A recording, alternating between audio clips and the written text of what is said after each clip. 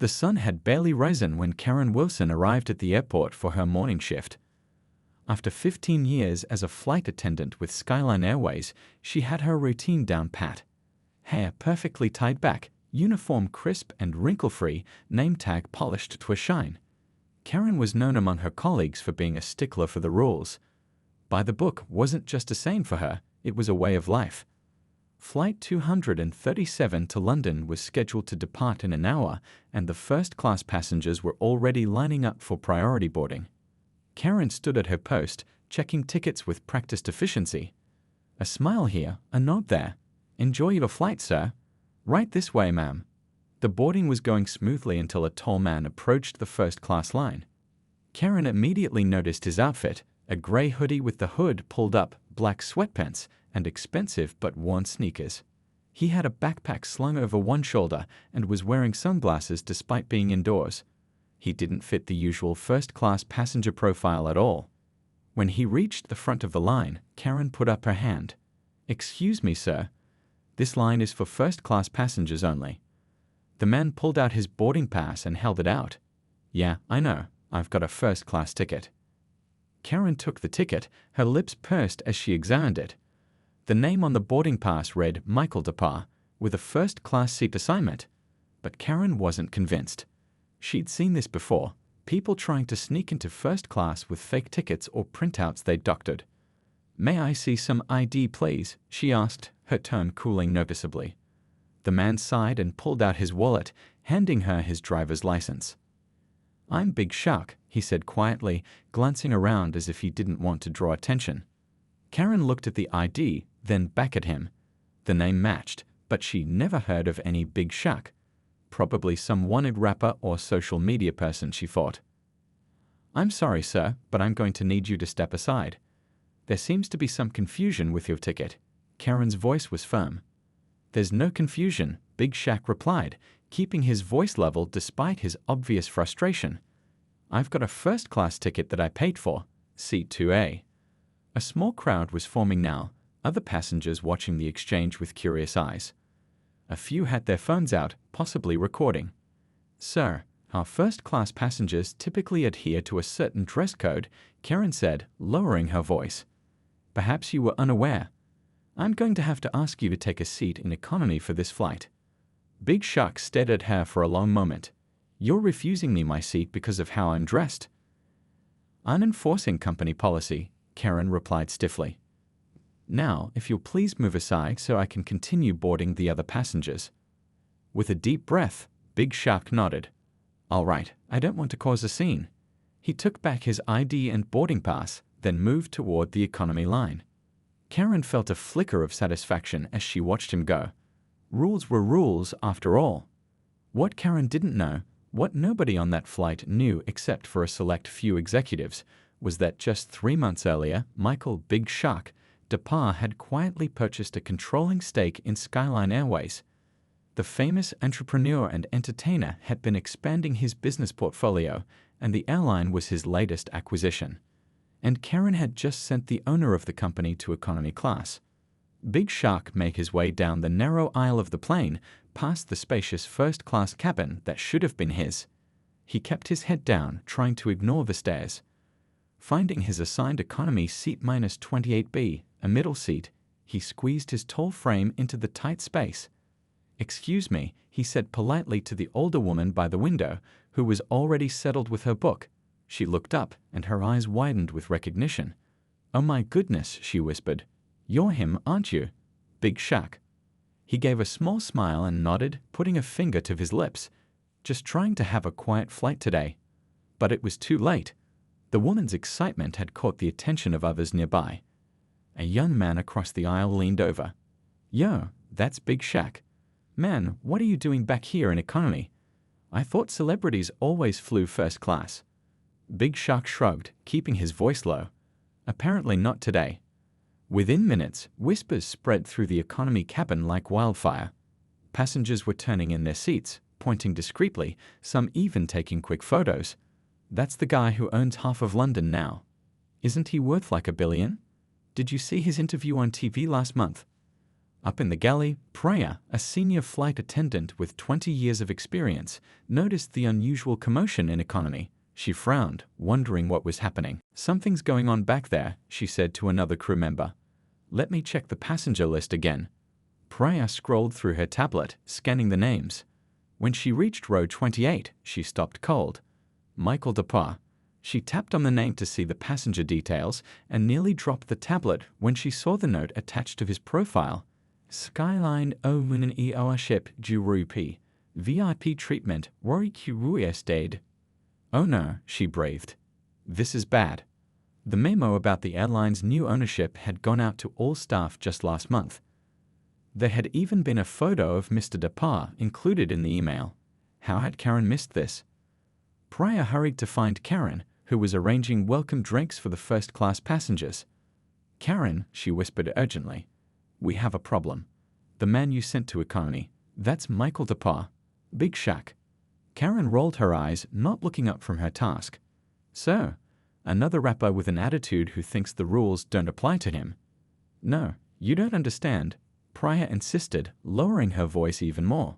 "He's the new owner of Skyline. He bought the controlling share 3 months ago. It was in that memo we all got."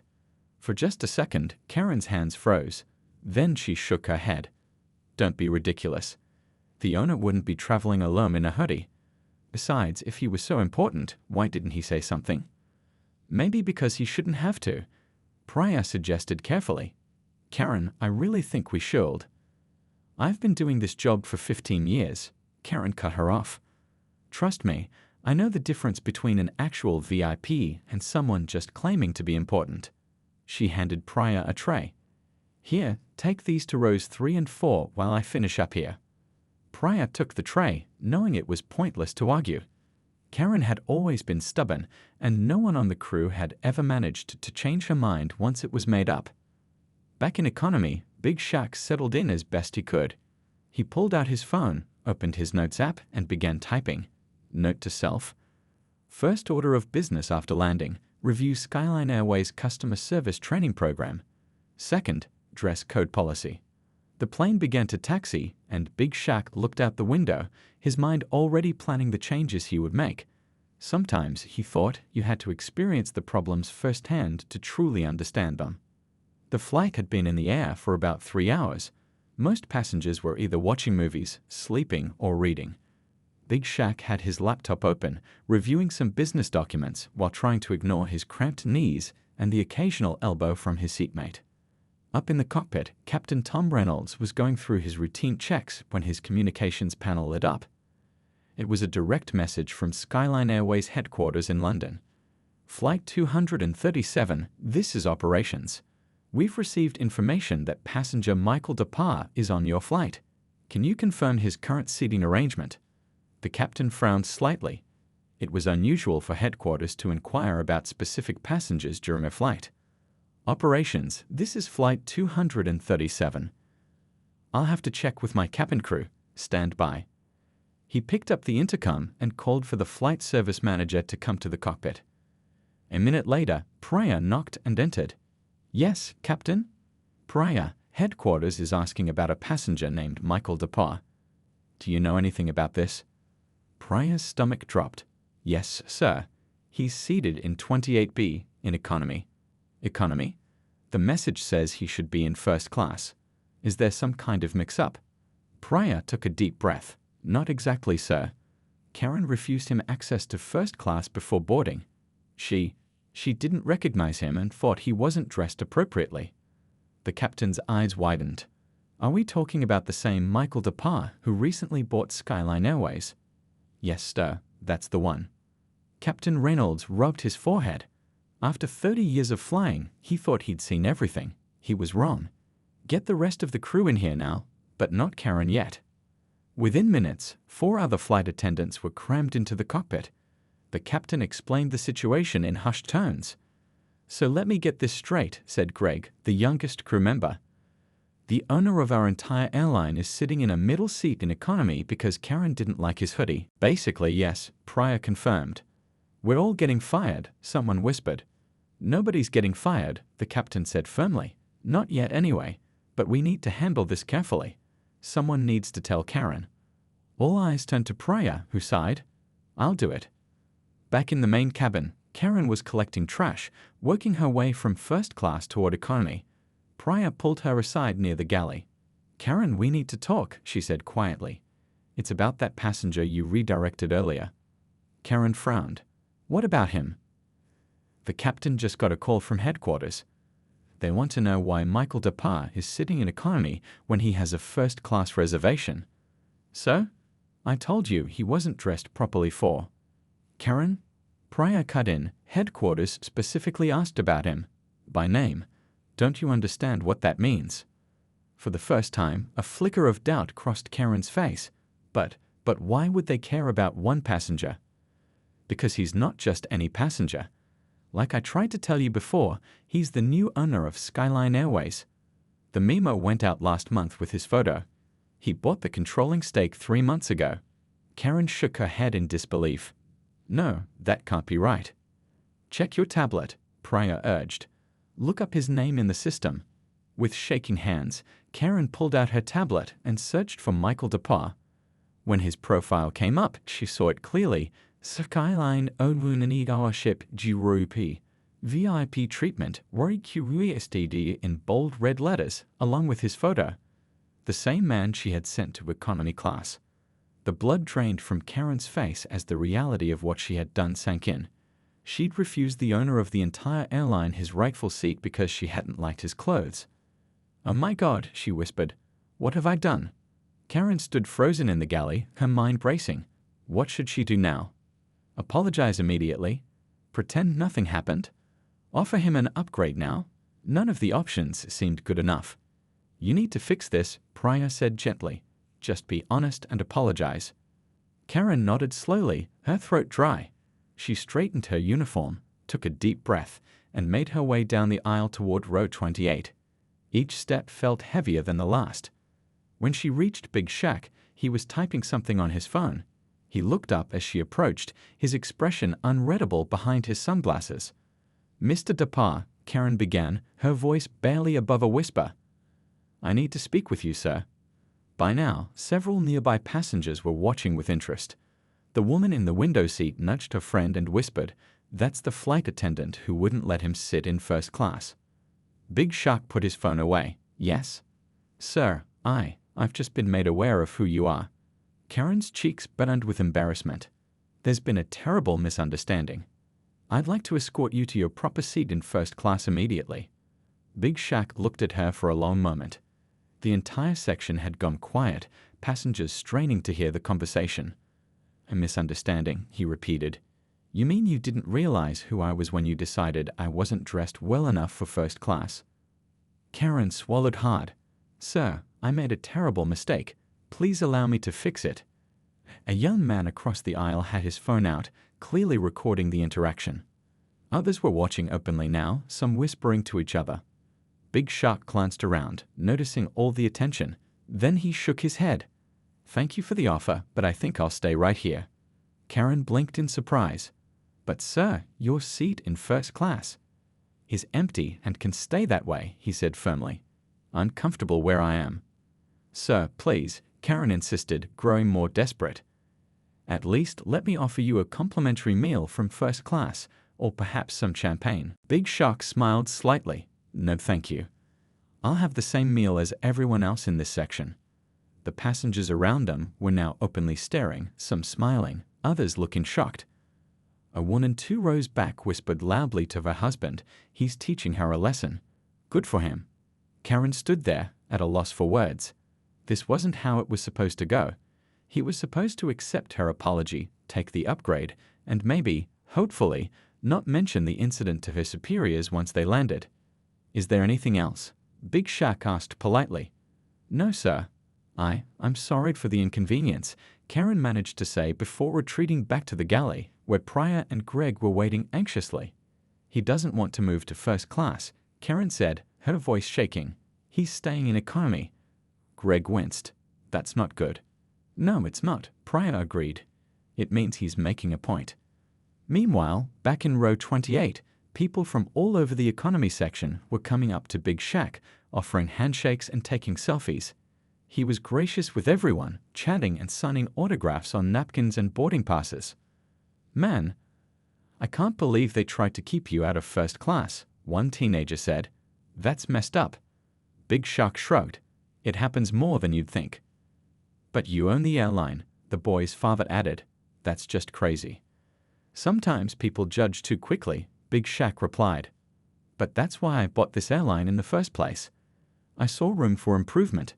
He glanced toward the front of the plane, where Karen was nervously peeking out from behind the curtain. "And now I know exactly where to start." The plane touched down at Heathrow Airport with a gentle bump. As the aircraft taxied toward the terminal, Karen stood near the cockpit, her stomach in knots. The captain had instructed the crew to let Big Shaq exit the plane last, to avoid causing a scene. "This is going to be bad, isn't it?" Karen whispered to Pryor. Pryor gave her a sympathetic look. "Just be professional. That's all you can do now." The seatbelt sign dinged off, and passengers began standing up, pulling bags from overhead compartments. Karen took her position at the front exit door, plastering on her professional smile as people filed past. "Thank you for flying with Skyline Airways. Have a nice day." "Thank you for flying with Skyline." From her spot, she could see Big Shaq, still seated in row 28, calmly waiting as others grabbed their belongings. Several passengers stopped to shake his hand or chat briefly before leaving. He was in no hurry. After 20 minutes, the plane had emptied except for Big Shaq and the crew. He finally stood up, stretched, and made his way toward the exit. Karen braced herself as he approached. "Mr. Depar, I want to apologize again for the misunderstanding earlier," she said, her voice slightly trembling. Big Shaq paused at the door. "It wasn't a misunderstanding. It was a judgment." "There's a difference." His voice wasn't angry, just matter of fact. He nodded politely to the crew and stepped into the jet bridge. What happened next made Karen's heart sink even further. Through the aircraft windows, she could see a small group of people waiting at the gate. They weren't ordinary airport staff. They were wearing Skyline Airways executive suits. "Oh no," Greg whispered from behind her. "That's the regional director. And I think that's the head of customer experience next to him." Sure enough, 5 Skyline executives were lined up, looking nervous and eager to greet their boss. As Big Shaq emerged from the jet bridge, they surged forward, hands extended, voices overlapping. "Mr. Depar, welcome to London. Such an honor to meet you, sir. We hope your flight was comfortable." From the plane doorway, Karen watched as Big Shaq spoke briefly with the group, occasionally glancing back toward the aircraft. One executive, a woman with short gray hair, looked particularly distressed as Big Shaq spoke to her. She kept nodding and apologizing. "He's telling them what happened," Pryor said quietly. "Look at their faces." Several of the executives were now looking toward the plane with expressions ranging from shock to dismay. The woman with gray hair was furiously typing something on her tablet. "We should go," Captain Reynolds said, appearing behind the flight attendants. "We've been called to an immediate debriefing." As the crew gathered their belongings, Karen's phone buzzed with a notification. She pulled it out and felt a wave of nausea. Someone had posted a video of her confrontation with Big Shaq, both the initial refusal and the later apology attempt.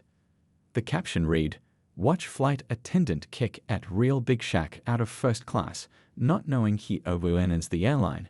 #Skyline shutdown, #flight fail." The video already had thousands of views and was climbing rapidly. By the time the crew entered the terminal, Big Shaq was gone, whisked away by the executives. But the damage was done.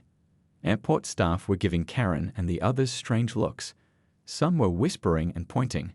Karen Wilson, a stern-looking woman in a Skyline uniform, approached them. "I'm Diane from HR. You're to come with me immediately." "What about us?" Greg asked. "The rest of you report to the crew lounge for debriefing," Diane said. "Karen, this way please." As Karen followed Diane down a private corridor away from her colleagues, she saw more people looking at their phones and then up at her. The video was spreading like wildfire. Her 15-year career flashed before her eyes. All those perfect performance reviews, the commendations, the passenger compliments, none of it would matter now. One mistake, one moment of judgment, captured forever online. And the worst part? She had done this to herself. By the following morning, the story had exploded. Major news outlets picked it up, and the video of Karen refusing Big Shaq his first-class seat had been viewed millions of times. Social media was buzzing with opinions, most of them criticizing Karen and Skyline Airways. Karen sat in her small apartment, scrolling through her phone in disbelief. She hadn't slept all night. After yesterday's meeting with HR, she'd been told to go home and wait. She was suspended with pay, pending a full investigation. Her phone rang. It was her mother. "Karen, honey, are you okay? I just saw you on the morning news." Karen closed her eyes. "On the news? It's that bad." "Well, they're calling it a lesson about judging people by their appearance. Your face is a bit blurry, but people who know me will recognize me," Karen finished. Her career was over. Who would hire a flight attendant famous for insulting the owner of an airline? Meanwhile, across London in a sleek office building, Big Shaq sat at the head of a conference table. Around him were 10 nervous Skyline Airways executives, including the CEO, Jennifer Wan.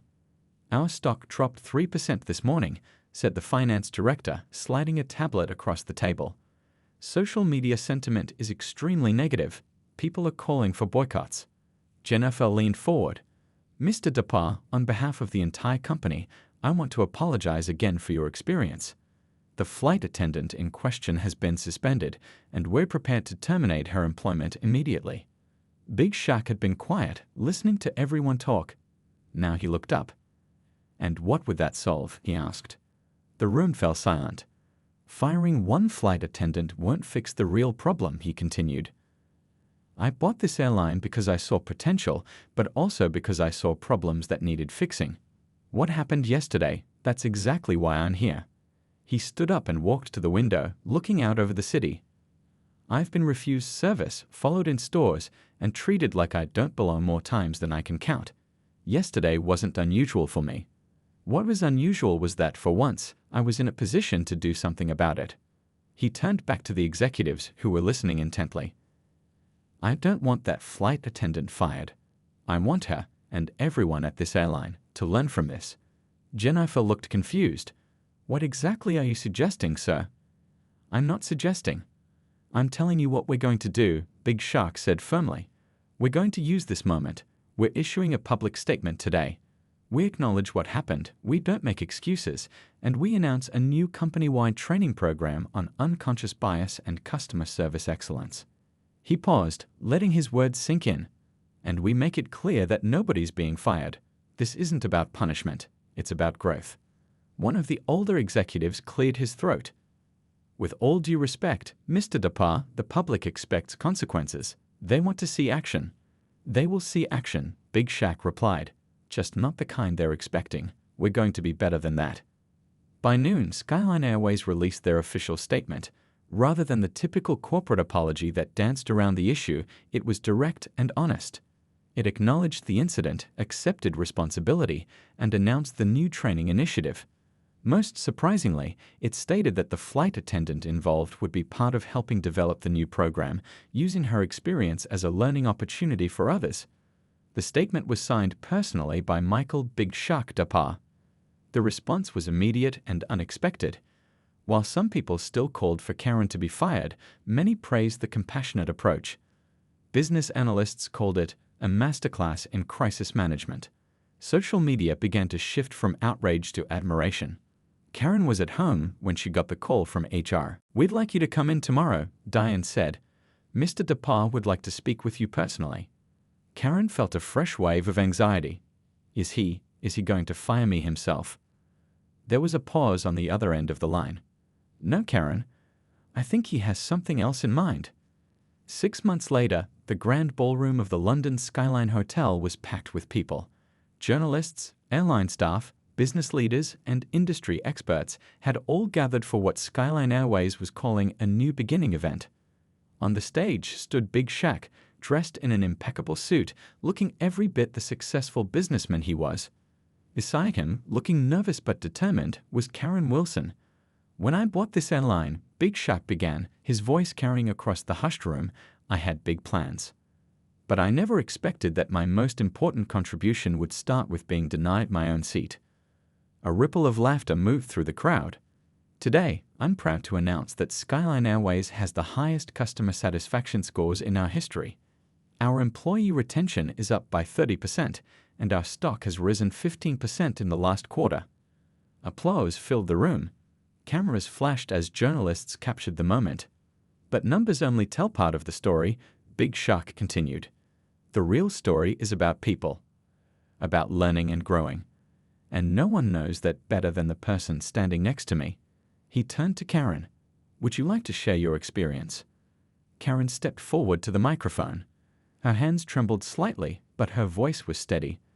6 months ago, I made the biggest mistake of my career. I judged someone based on how they looked, not who they were. She paused, swallowing hard. I was sure I'd lost everything, my job, my reputation, my future. She glanced at Big Shaq, who nodded encouragingly. Instead, I was given something I didn't expect. A chance to learn and to help others learn too. Karen gestured to the screen behind her, where the words Skyline TLER program appeared. Customer listening, empathy, awareness, and respect. That's what our new training program is all about. And I've had the privilege of helping develop it from day one. The audience listened intently as Karen explained how every Skyline employee now went through the program, which included workshops on unconscious bias, cultural sensitivity, and exceptional customer service. We've trained over 4,000 staff members so far, she said proudly, and we've seen immediate results in customer feedback. Big Shaq stepped forward again. Karen doesn't just help with the training. She now heads our entire customer experience department. Who better to lead it than someone who understands firsthand how important it is? More applause. Karen blushed slightly but stood tall. After the formal presentation, as people mingled and chatted, a young reporter approached Karen. Did you ever think, that day on the plane, that this would be the outcome? She asked. Karen shook her head. Never. I thought my life was over. Instead, it was just beginning. Across the room, Big Shaq was speaking with a group of business school students who had been invited to the event. The easy thing would have been to fire her and move on, he explained. But easy isn't always right. Sometimes the person who made the mistake is exactly the person who can help you fix the system. As the event wound down, Karen found herself standing next to Big Shaq at the exit, thanking guests as they left. I never properly thanked you, she said quietly during a brief lull. Not just for keeping me on, but for believing I could be better. Big Shaq smiled. You know, my grandmother used to say that people will always surprise you if you give them the chance. Sometimes the surprise is bad, like being sent to economy when you own the plane. His eyes twinkled with humor. But sometimes the surprise is good, like finding your best customer advocate in the person who once turned you away. Karen laughed. Next time you fly with us, I promise you'll get your first-class seat, though you might still want to reconsider the hoodie. Big Shaq grinned. Never. Some things shouldn't change. He looked around at the diverse group of employees mingling with guests. But some things definitely should. And I think we're off to a good start.